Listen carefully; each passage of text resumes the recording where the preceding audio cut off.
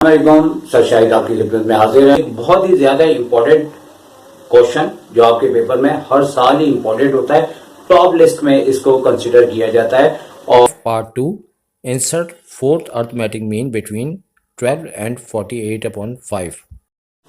लेकिन इस क्वेश्चन को हमने यहाँ से लेके यहाँ तक कंप्लीट कर दिया हुआ है।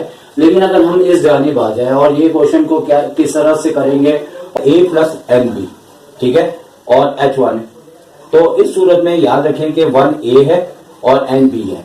लेकिन जब h1 के बाद h2 होगा तो यहाँ पे 2a हो जाएगा, जैसे यहाँ 1a था, लेकिन यहाँ पे n था तो यहाँ पे प्लस n माइनस 1b वैसे सेम टू सेम आना है। अब h3 पे चलते हैं तो h3 के अंदर क्या होगा कि ऊपर वो तो छोड़ दें, वो तो सेम है, ये 3 है तो 3a प्लस n माइनस 2, यानी कि यहाँ वाला नंबर इस नंबर से एक कम होगा। फौरी तौर पे देखिए h4 क्या है, 4a और n माइनस 3b। तो जितने चाहे आपको मीन्स बोले, और बाद होगा तो अगर पेपर हद से ज्यादा टेढ़ा आ जाता है ना, तो यहाँ पे तो वो ये कह रहे हैं ना कि आप जो है ये वाले मीन्स निकालें। वो फिर बहुत आगे के मीन आपसे पूछ लेते हैं कि भाई 25, 26, 28 निकाले, तो वहां पे भी इसी टेक्निक से। तो अब हम अगर क्वेश्चन को फाइंड आउट करते हैं तो आपके सामने है, आप स्क्रीनशॉट लेके भी आप देख सकते हैं।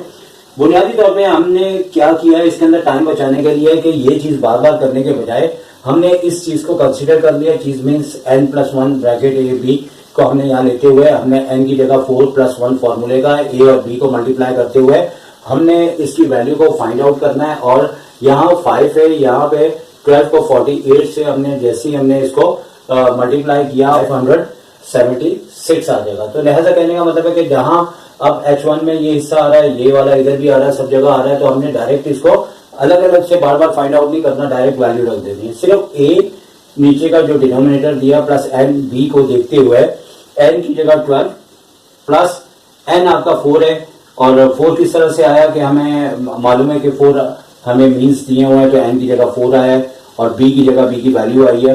अब 48 को 4 से मल्टीप्लाई किया और बाकी इसका एलसीएम लिया, जो कि एलसीएम लेने के बाद इन दोनों को ऐड करेंगे तो ये 252 हो जाएगा और 5 ऊपर वाले से मल्टीप्लाई होगा।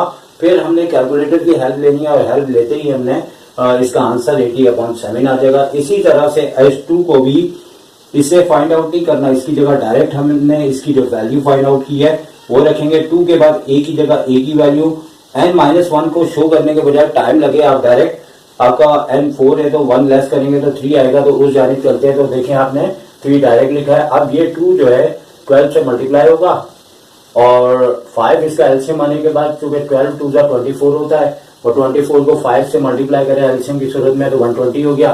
और 3 को 48 से मल्टीप्लाई किया तो 144 आया, 5 ऊपर आके मल्टीप्लाई हो जाएगा और ये दोनों ऐड होने पे 264 होंगे।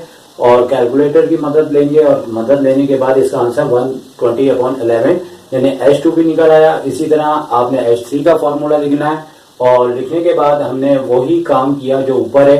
अब यहाँ 2 था, यहाँ 3 आ गया, बाकी a तो वही 12 है और प्लस एक नंबर हमारा 3 के बाद 2 आ जाएगा, क्योंकि n-1 होता है। तो इसके अंदर अगर हमने फॉर्मूले के मुताबिक 4 में से 2 लेस किए तो 2 बचा। b और a तो वही रहेगा पूरे खेल यानी कि क्वेश्चन के दौरान। और इस तरीके से हमने जो है इसको फर्दर आगे चलाया। आप देख सकते हैं, आप कैलकुलेटर लेके बैठे हैं, आप जहां जहां आपको कैलकुलेशन अगर हम करके बताएं तो ये क्वेश्चन आपका आधे घंटे से भी लंबा चल सकता है।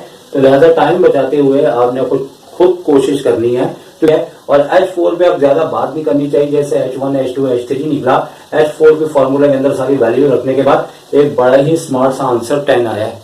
बाकी तो सारे अपॉन में आए हैं, ये 10 आया, आखिर में हमें अच्छा आंसर मिल गया।